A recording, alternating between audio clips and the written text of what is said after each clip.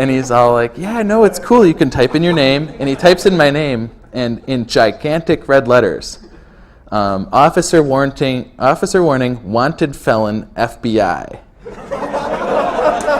And then it shows my mugshot. Oh, no.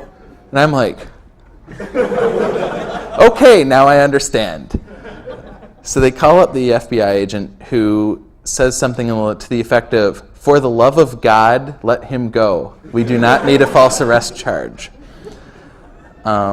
Because, as you can tell, their case was pretty tenuous to begin with, and if they actually did carry forth with that, I probably could have gotten the case thrown out. Just repeated incompetence. Anyway, he did eventually let me go. The best part was the dispatcher actually relayed the message verbatim, for the love of God, let him go. He's been arrested before, are bad. Which he laughed his ass off. He's like, man, that's the funniest thing I've heard on the radio all week. So I never got the ticket. I actually got off the ticket.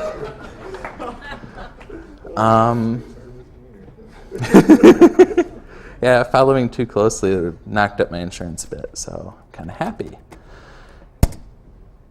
Anyway, here's what an indictment looks like. Should hope that none of your names ever appear on one. It contains a lot of what I refer to as the blah, blah, blah. Telling a story. The story isn't necessarily accurate, it's whatever the prosecutors think. So, you'll see, apparently at 2 p.m. on October 26, 2003, me, Adam, and Salcedo hacked into a store in Kansas.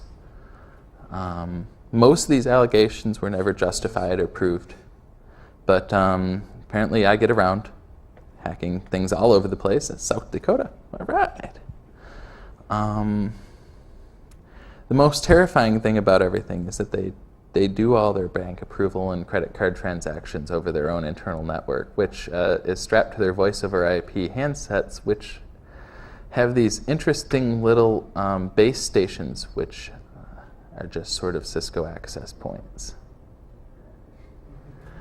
They actually never intended to deploy a wireless network. They were the base stations for their phones. They never looked. So we were a phone.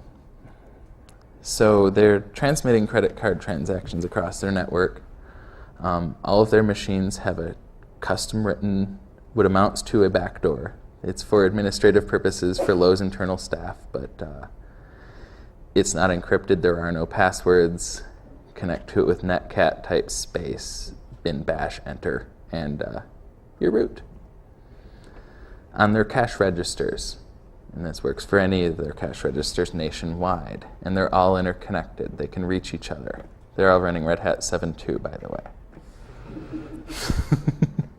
So don't shop there. Yeah, in effect, don't shop there. Well, you can. Use cash. Ironically enough, the first time I ever stepped into a Lowe's was while I was on probation. I'd never actually seen the inside of one. I had to check it out. I decided, well, while I haven't been sentenced yet, I'm not going in one just in case they go, well, this dude's coming back to the scene, blah, blah, blah, blah, blah. No. I waited till afterwards, and I go there, and I'm like, oh, I think I'll get a punch-down block, and they're more expensive. And I'm like, I can't see any good reason to shop here, to be perfectly honest with you. Not to mention the amount of lawyer fees I've paid just to defend myself from this. I'll never recoup that in the amount of savings I'll get over Home Depot. They don't have discounts for stuff like what you did? You would think they do, but actually they just kind of would rather I didn't shop there, surprisingly. I can't see why. So I was actually charged with 16 felony counts with a total possibility of something like 90 years in federal prison. And From what I've been told by Botbow, there is no real ass pounding in federal prison. I guess it all depends on whether you go to the camp like he did or, some kind of like Camp Clink or something where you're just locked up with a bunch of violent felons. He was telling me that his actual prison uniform was a polo shirt and a pair of khakis. Half of you are probably wearing his prison uniform right now. The actual borders for the place, it just had doors. They weren't locked. You could, if you felt so inclined, you could walk out the door and cross over the line that says, "Past this line, you have escaped." And walk right into the city. That's considered what they call a walk-off. In a prison camp, they don't call it an escape. It is, however, treated like an escape, and you'll find your ass in Alcatraz for that sort of thing. So you typically won't do that sort of thing. And they notice you're gone after you miss 3 roll calls. Can you order pizza? I wouldn't be surprised if someone's ever ordered pizza from there. And just as another example of how disorganized the federal government is, while in prison, Adam was permitted to communicate with me and use computers because he pled to federal conspiracy charges. That's it. He's not a computer criminal. I'm the hacker. Anyway, so he was writing me letters in Microsoft Word. He was like, "Yeah, I wrote this crazy chat program that uses SQL and Access out of boredom." I was impressed. He sent me a program listing. And so now he's in a halfway house. He just got there a couple of weeks ago. And they're like, "Oh, you're a computer criminal? You can't use computers. And you can't talk to this guy as your co-defendant." And he's like, "Actually, he was dismissed from this whole case, and they charged him under a different case. So he's not my co-defendant. And guys, you let me use computers in prison. What do you mean I can't use them in a halfway house?" "Well, this paperwork is different." And his probation officer, who's already been assigned, said, "I have no problems with him using a computer or talking to Paul. Frankly, I don't think he's a risk at all. But he doesn't technically have jurisdiction over him until September. So what he says doesn't matter." The Bureau of Prisons is still trying to figure out what actually happened with that case. They don't know. I suggested they just log into Pacer and pay the 60 cents, but me being the voice of reason, that's a scary thought. And oh yeah, does it ever look terrifying? Of note to some of these, I misplaced the paper that actually where I went down count by count and showed how I couldn't have been there. A couple of times I was at a storage unit where they actually logged my entry and exit. I'm like, okay, well, how can I be in Madison Heights and Southfield at the same time? Well, I don't know.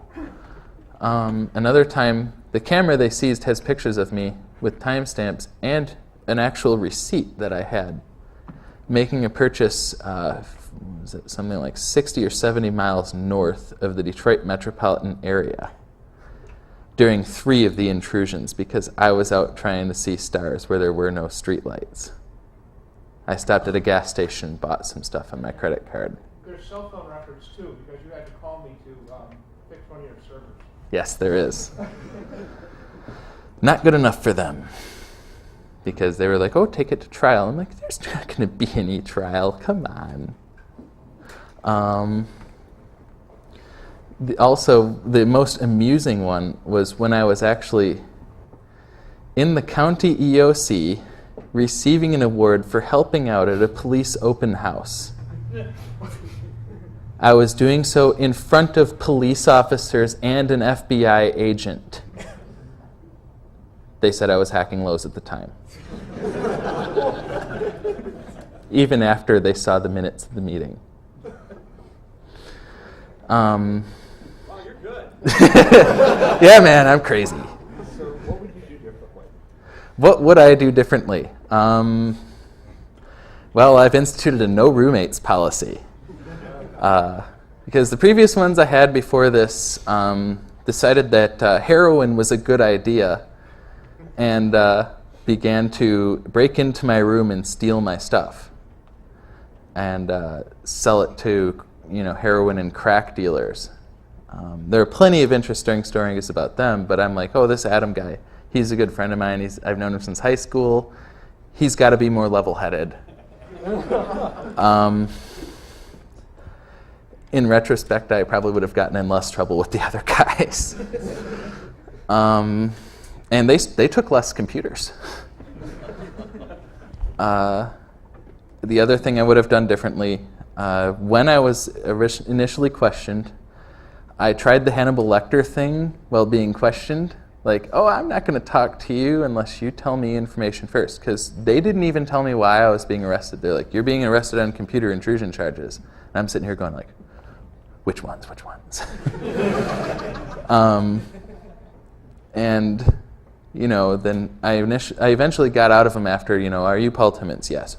Why am I being arrested? Well, computer intrusion, we told you that. No, not good enough. What did I break into that you allege I break into? And they're like, oh, well, Lowe's. I just start laughing. I'm like, ha ha ha, finally the one I didn't do.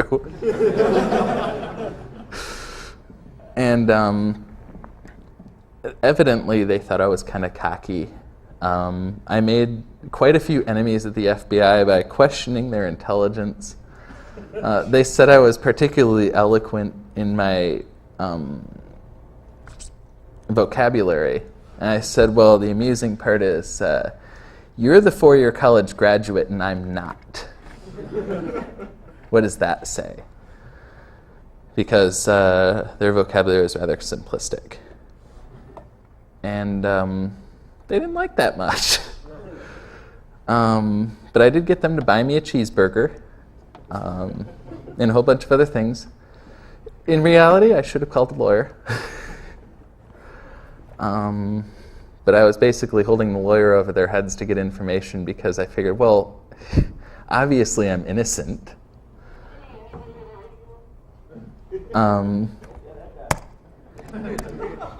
Worked out well.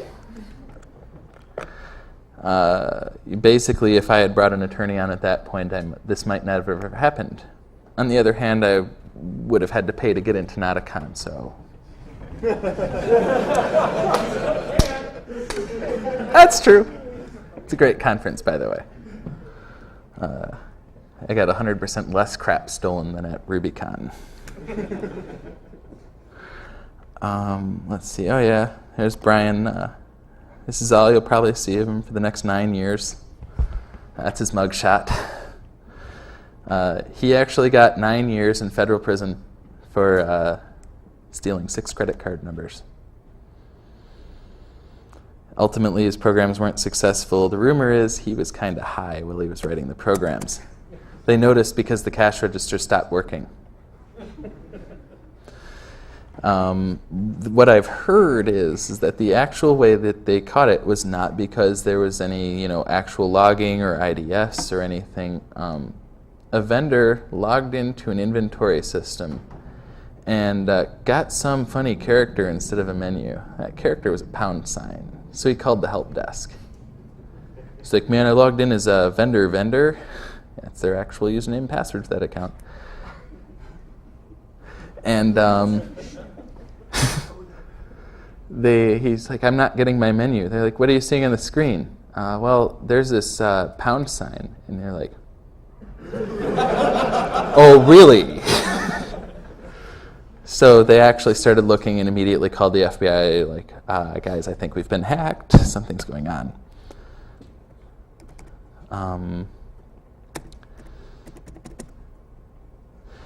The FBI has still not returned my belongings. Depending on who you ask, they don't know where they are, or they haven't been properly inventoried, or any number of reasons. I get a different excuse every day as to why or what the disposition of my gear is. Legally, I'm entitled to having it back. There's actually a constitutional amendment about that.